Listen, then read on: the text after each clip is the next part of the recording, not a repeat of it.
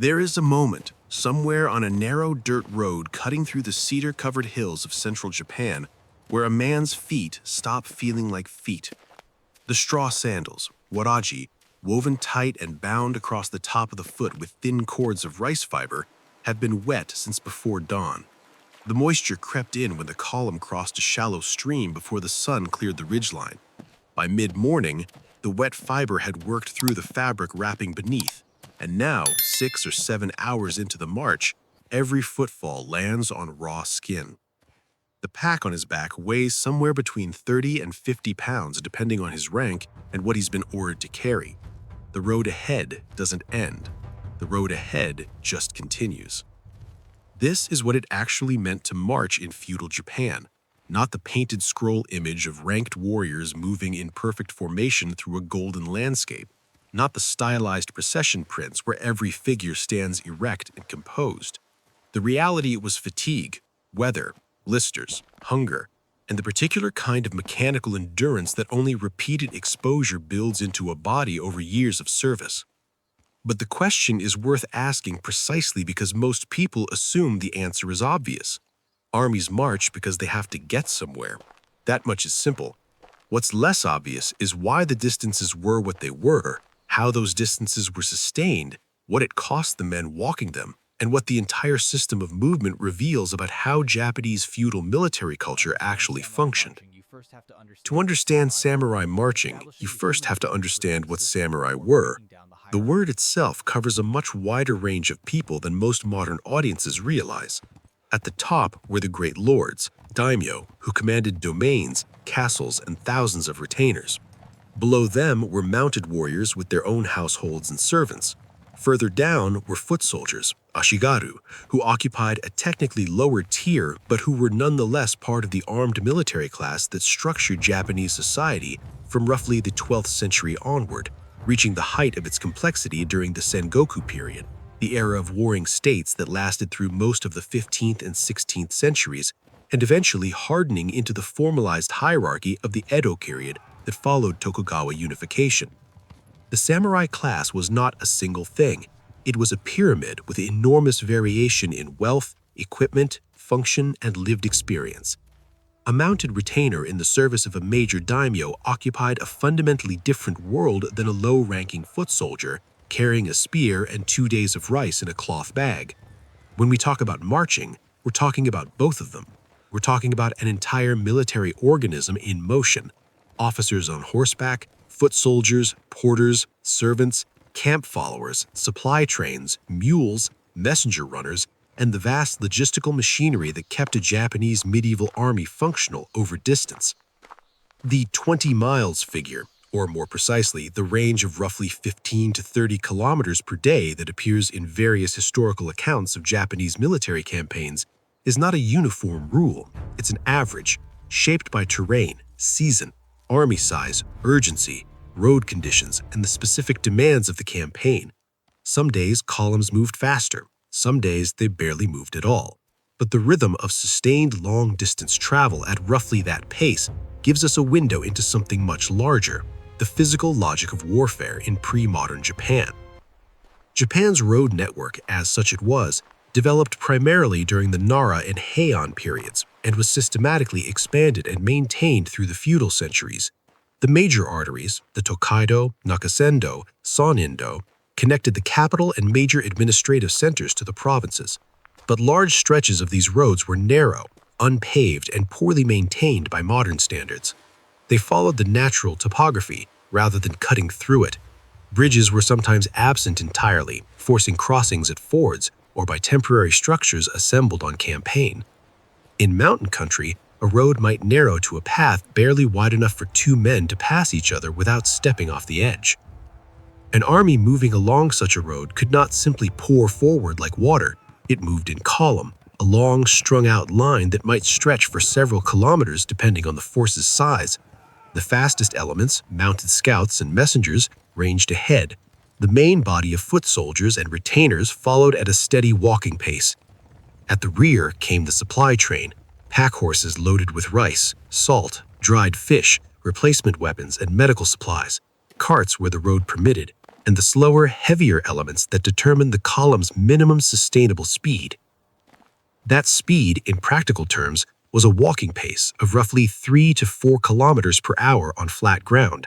Multiply by the number of usable daylight hours in a campaign season, accounting for the hour needed to break camp, the midday rest, the slowdown in the afternoon heat or rain, 15 to 25 kilometers becomes the natural band of sustainable distance daily for a large force moving on foot. For the men actually walking, 20 kilometers was not a casual stroll, it was work. Sustained, accumulating work that changed the body over days and weeks. The Waraji sandal, universally worn by foot soldiers and lower-ranking warriors, was a technological solution to a specific problem: Japan's terrain. Lightweight, flexible, with a rough woven surface that gripped stone and wet earth better than leather soles, the Waraji was purpose-built for the roads of the archipelago. But it was also fragile. A pair of Waraji wore through in 2 to 3 days of hard travel. Soldiers carried spares. The sound of a column on the move included the rhythmic slap of straw on packed dirt and the occasional stop to rewrap a sandal or replace one entirely. Beneath the sandals, many soldiers wrapped their feet in cloth, tabi in more refined contexts, simpler bindings in the field, which offered minimal padding against the impact of thousands of footfalls on hard surfaces. By the end of a long march, feet were swollen, skin was raw where the sandal cords had worked against the ankle, and the lower legs ached from the unrelenting forward motion. This was not a catastrophe. It was simply the condition in which soldiers arrived at their destination, ate, slept, and prepared to march again. The rice question is inseparable from the movement question.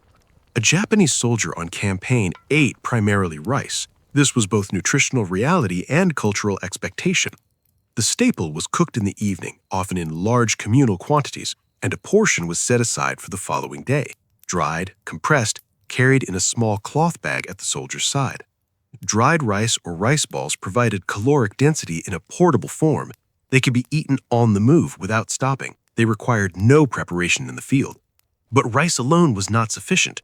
Dried fish, pickled vegetables, miso paste, and salt rounded out the campaign diet, with considerable variation by period, rank, and supply availability. Higher-ranking warriors ate better. Their retinues included servants responsible for food preparation, and they could demand provisions from villages along the route under the authority of their lord. Lower-ranking soldiers carried what they carried and ate what they had, supplemented by requisitioned food when the column passed through settled areas, a practice that was, to put it gently, not always voluntary on the part of the villages involved. Water was a constant concern. Japan's river and stream network is dense, and crossing points were frequent.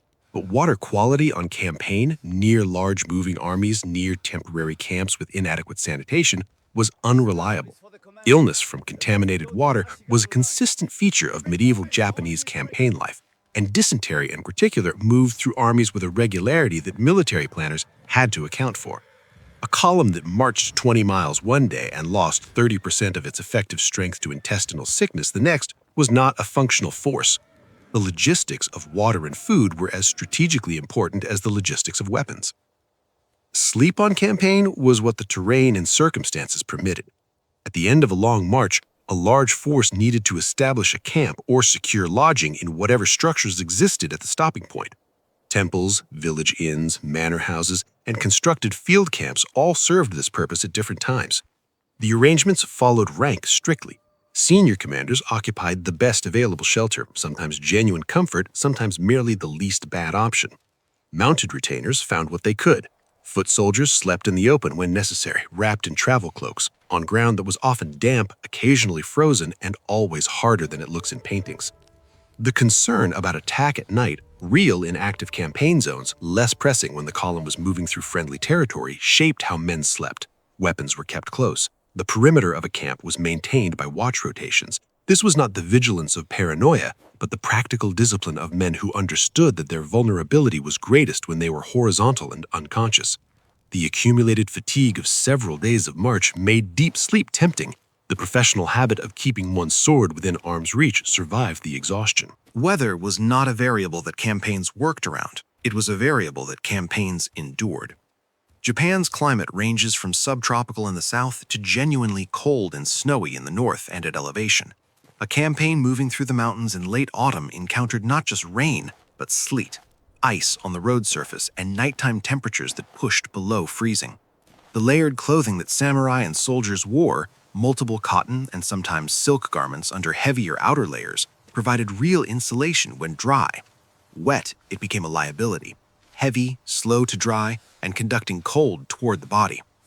The Sengoku period campaigns that military historians focus on most heavily, Oda Nobunaga's rapid movements, Toyotomi Hideyoshi's logistics work, the massive mobilizations of the Korean campaigns in the 1590s, all required sustained marching in conditions that modern armies would consider severe.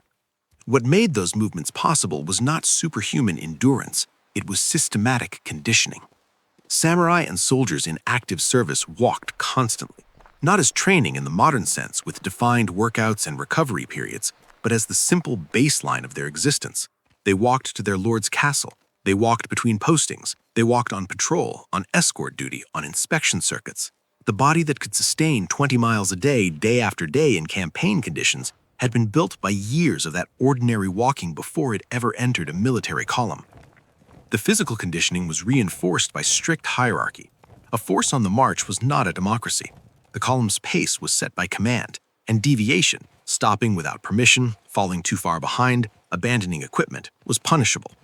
The discipline that kept a march moving at a consistent pace was the same discipline that kept a battle line from disintegrating under pressure. They were not separate qualities. They were the same quality expressed in different circumstances. There is a particular kind of institutional knowledge embedded in the marching itself. When a column of several thousand men moved along a narrow road in sequence, the practical management of that movement required coordination that went beyond shouted orders. The spacing between units had to be maintained so that the column didn't bunch at choke points. Water crossings had to be managed to prevent delays from becoming collapses. Rest stops had to be timed so that the head of the column didn't resume before the tail had actually rested. Scouts had to be positioned and relieved on a schedule. The logistics of that coordination, achieved without radios, without maps in the modern sense, with messengers on foot and horseback as the communication system, represented a form of organizational sophistication that is easy to underestimate. The men who could manage that coordination were valuable beyond their individual fighting ability.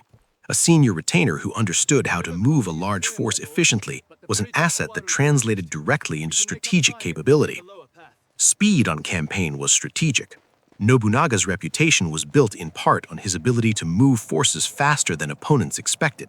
That speed was not magic, it was logistics. Rice stored in advance, road conditions assessed by scouts, units conditioned to march longer without stopping, supply arrangements made with villages and temples along the route.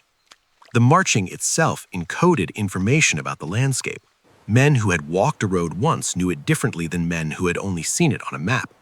They knew where the mud was deepest after rain, where the stream crossing became dangerous in the wet season, which pass slowed a column to a crawl. That embodied geographic knowledge was not written down in most cases. It lived in the feet and the memory of men who had traveled the same routes repeatedly in service to the same lord. There is also something worth noting about what the march was not. In the romanticized image of the samurai, the one constructed largely in the Edo period when actual warfare had become a distant memory for most of the warrior class and elaborated further by later popular culture, the samurai moves through the world in a state of elevated spiritual awareness. The sword is a vehicle for self-cultivation. The warrior's path is a philosophical practice. The combat is almost incidental to the deeper truth being expressed. That image is not entirely false. Aspects of it reflect genuine Edo period intellectual and spiritual developments, but it is profoundly disconnected from what marching on campaign actually looked like and felt like.